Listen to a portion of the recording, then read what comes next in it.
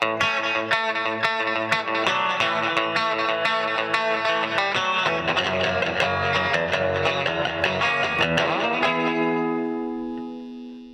I'm Dan. I'm Olga. And today we are taking you back in the day to the holiday specials of yore on one Nickelodeon. Basically, we're talking about our favorite memorable 3 episodes. Because we know people are going to be like, but my favorite, you didn't talk about Invader Zim. And I'm like, well, sorry, but we can only watch so many episodes, guys. And when we were thinking of this, these were the top 3 off of my head. Yeah, that she remembered in her heart. In my heart of hearts. My nostalgia childhood. Yes. So we're going to do the Rugrats Hanukkah episode. We're going to do the season 1 Christmas special for Hey Arnold. And we're going to do the trial of Porkchop the dog over on Doug. These are all, again, things that Olga remembered in her noggin as being special. Like she got 2 out of 3 being right. Listen, I was a kid. Nostalgia does things to you. So we'll get to that. But let's start off with the Hanukkah episode. This was interesting. Obviously, meant a lot to you. Yeah. Growing up, this was like my thing, you know? I mean, being Jewish in America, you get used to Christmas. Like, you have no way around it, really. And it's just fine. Like, I love holiday Christmas specials of other shows and the ones from the 70s, but having Rugrats be about Hanukkah and be following a Jewish family and Jewish grandparents, that meant a lot to me. Like, Arnold's grandfather's name is Boris, and Eastern European Jewish descent. Like, my grandfather's name is Boris. So that meant so much to me growing up and being like, this is talking about my people and my history, and all of you Christian Christmas celebrating kids are learning about our thing for once. And I really remember that. Like, I know that Rugrats had Christmas specials, but the Hanukkah special always stuck out to me is because it was a really good episode, and it made Hanukkah seem interesting and fun and different, and it made you want to know about it, and it made you want to, you know, it wasn't just like in school and they're like, okay, everybody, let's roll these dreidels around. And, here's the token 10 minutes on that. And let's spend as much time on Kwanzaa now. It's definitely one of those things where, you know, Hanukkah isn't as important in Judaism as Christmas is in Christianity. It's just not. I mean, I would say it is more so if you're like raised American Jewish, whereas my family immigrated. So for us, like, only the really big holidays, like actually religious holidays were really worth noting. But even so, like, the season, you kind of have to put this false equivalency to it. And this was one of the cases where it was like, oh, it can kind of hold a candle to the Christmas episodes. Hold a candle. That was a good one. Yeah, thank you. How many candles? It was accidental. Hold, Olga? This many. But yeah, the episode itself is really good. Yeah. Like, the jokes are solid. It just holds up. Oh, 100%. I mean, I haven't seen it since I was a kid, and I enjoyed it thoroughly. I think the humor is great. I mean, obviously, Rugrats is lauded for a reason. It takes the general formula of like any sitcom, which is like, oh, relationships, things that people misunderstand each other all the time. And it's like, oh, how would kids misunderstand complex adult ideas? And so taking that, like, the meaning of Hanukkah, making it the meanie of Hanukkah, I thought was really funny. And so basically the basic premise of the Hanukkah episode is about there's a play being put on by the senior center. And the seniors of the synagogue, specifically. Yeah, and Boris, the grandfather, has a rivalry with this guy, Shlomo, who they end up calling they think is the meanie of Hanukkah. And so the kids go on this journey to try to make them be friends again, basically. Yeah. And, you know, they end up, you know, reconciling their differences, and all the while we're learning humorously about Hanukkah. Yeah. And the history behind it. And additionally, there's this really kind of adult problem of their rivalry is based on a misunderstanding and this kind of heartbreaking thing that, like, Shlomo emphasized the business side of his life because he couldn't have kids and he always wanted them. And Boris was always like, oh, he's always bragging about his business, so I'm going to brag about my family. Yeah. And it's just kind of this very sad thing where they should be focusing on what they could do for each other and help each other. And in the end, they do reconcile, and the kids are cute, and there are a bunch of puns and references to Jewish things in between. Yeah.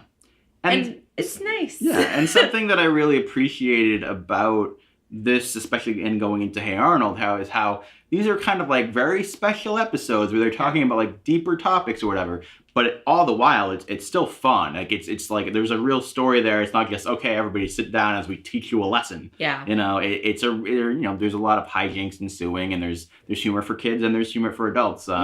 I thought it was interesting how there was the whole joke about them knocking over the guy dressed as a dreidel. Yeah, basically he's carrying a bunch of donuts and he lands on the letter. If you've ever played dreidel, all four sides mean something. He lands on the side that means like, you win the pot, you win the jackpot. And this guy walking by is like, I win, and grabs all the donuts and goes. And it's just like a fun thing that, I don't know, just made me go, I get it. And that I would not have understood as a kid, but you're just like, oh, someone fell over, whatever. Like, yes, and the old man is stealing his donuts now. It's like, well, there's a tiny extra layer on top of that. So I definitely enjoyed that. Yeah. It's just a really, really lovable episode. Yeah. I'm glad you think so. Yeah, I think it's fantastic.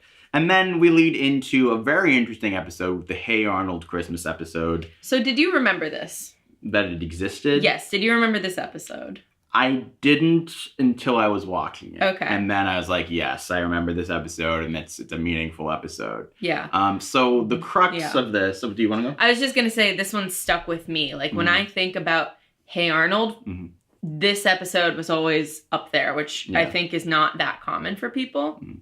Well, it's definitely, Hey Arnold is another one that, has a lot of acclaim that I remember loving, but it's good to be able to watch an episode now as an adult and be able to say, yeah, it stands up. I thoroughly enjoyed watching that. It was, it's maybe not, I don't want to be hyperbolic, but I enjoyed it as much as I enjoy watching, like, How the Grinch Stole Christmas or Charlie Brown or whatever, it feels like it totally is a classic in a way, it earned the fact that it deserves to be remembered. Yeah. And it's one of those shows, I think, with Rugrats as well, where I'd be like, I want to show this to my kids someday and be like, this is what mom watched when she was your age. Yeah. And I think other than some like slang and the technology kind of in the background, it wouldn't age out that much. But it was a very boss episode. Yeah, that was example of the slang.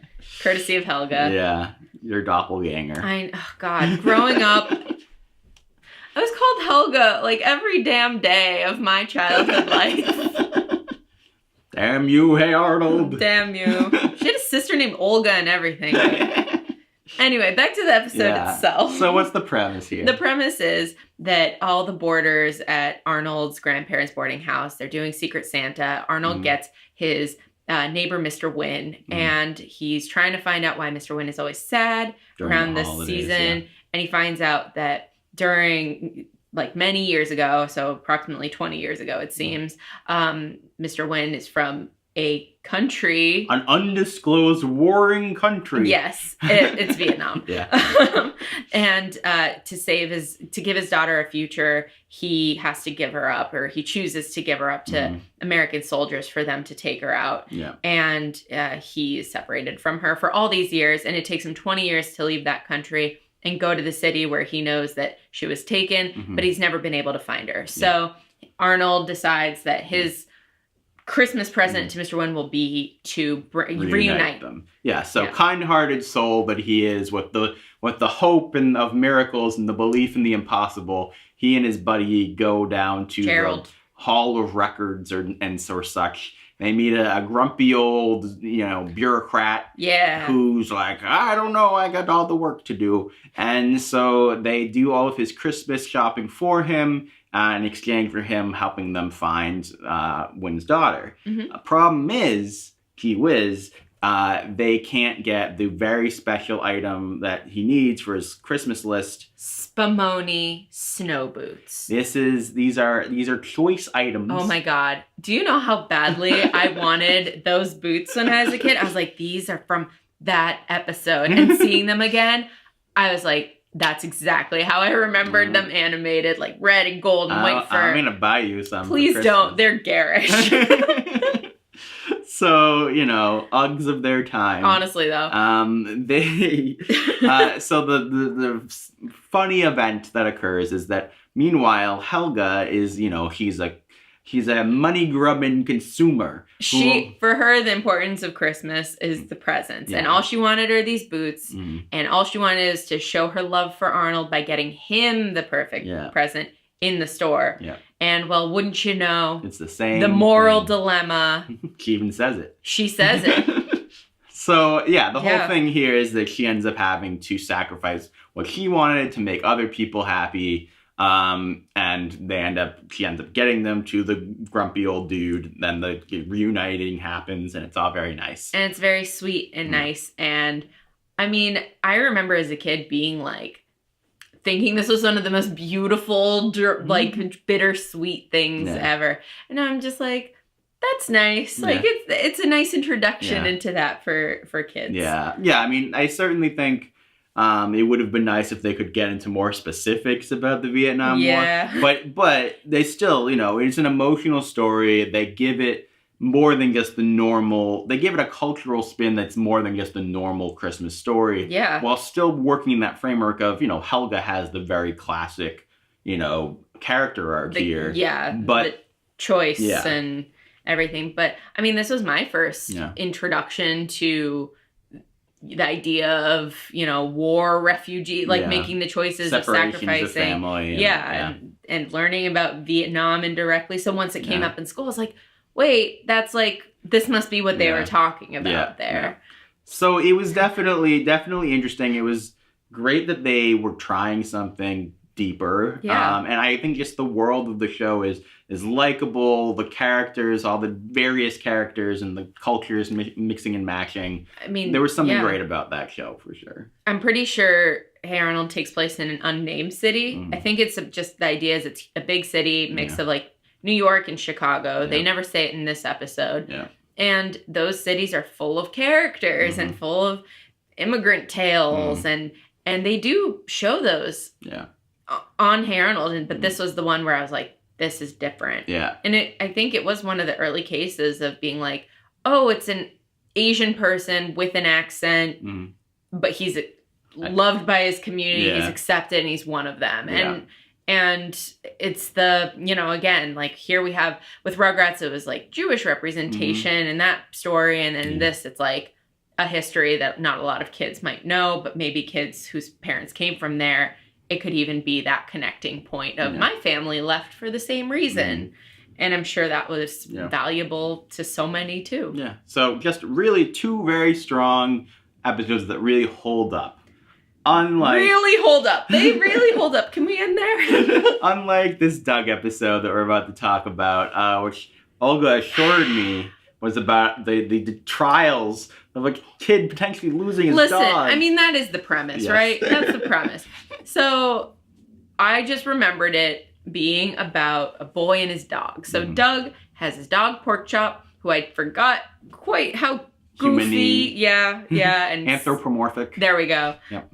All but speaking, this dog is, and a girl nearly falls through the ice, and to save her, Pork Chop has to like bite onto her leg. Right, and he's unfairly vilified by the press. Yeah, and he's on trial, taken to puppy prison, and they threaten to put him down right before Christmas. Yeah.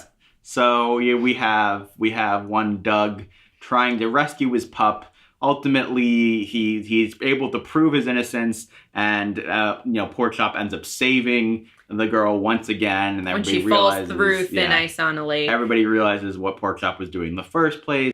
Everything's happy, and all the pound dogs have a nice Christmas dinner, courtesy of the girl's wealthy dad who pays for it and gets them all adopted. So there's various things with like parroting Miracle on 34th Street, maybe a little bit of The Grinch and stuff like that. Yeah.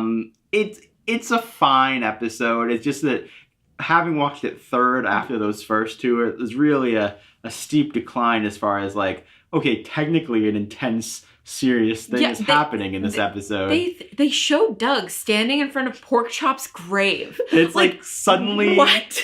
like the disparity between the like, is this ridiculous zany humor or are we supposed to take this seriously? I'm like almost like, were they making fun of themselves by showing his grave there, or were they like actually trying to be like, oh, what's gonna happen? Then again, A Christmas Carol. Yeah. They show Scrooge at the end standing in front of his grave. I did think of that. Yeah. So callback. It was just pretty intense. Reference. The biggest thing here is just that it was, even though this technically like is like a more normal world, but like is so much less grounded than the Rugrats episode. Well, is it a more normal world? Yeah. I suppose. I mean, people are like rainbow and have really weird features and are just zany. Like, that's the thing I remember about Doug, is that the characters are really zany and weird.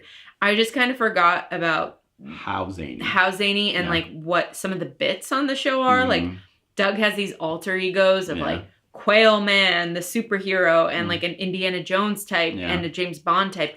And he like daydreams of trying to plot Porkchop's escape with them. It felt like a worse version of Lizzie McGuire. I could see that, yeah. And he gets a cupcake a smoke bomb from some neighbor kids. Like, it was a bit... What? It's a bit much. I think the thing is, this is one of those shows where I'm like, this was fine. Like, I understand people liking this, especially as kids, how that would have stuck out to you. It was like, oh, his poor dog. Yeah. But like, it's one of those things where like, I wouldn't bemoan my kids watching it. I'd be like, that's a fine show. Yeah. But when you have it compared to these other two, which are equally funny and silly at times, but that are just so much better and actually have some substance behind them. I'll say this as a way of maybe measuring it up. I have distinct memories of watching Rugrats and Hey Arnold with my mom. Mm-hmm. And Doug, I have no memory. Alone. Yeah, Doug I watched alone. I don't think she wanted to take me to go see the Doug movie when it was finally in the theaters. I don't think either of us enjoyed that. I will say, I really just don't have very many memories of Doug. I remember it existed, but it definitely didn't stick with me like some of these other shows. Yeah. Clearly, I didn't actually remember it that well. Are you sure we shouldn't have watched SpongeBob? All right. Well, speaking of SpongeBob, what other shows do you think we missed that we should have talked about, or that you want us to talk about in the future? What holiday specials stood out to you as a kid? Especially ones that are outside the normal zeitgeist. Yeah, and they can be animated or live action, but the idea is, what's that weird nostalgia that you have that may or may not hold up. Yeah, so let us know in the comments below. Please subscribe, and I hope you're doing okay. Happy holidays.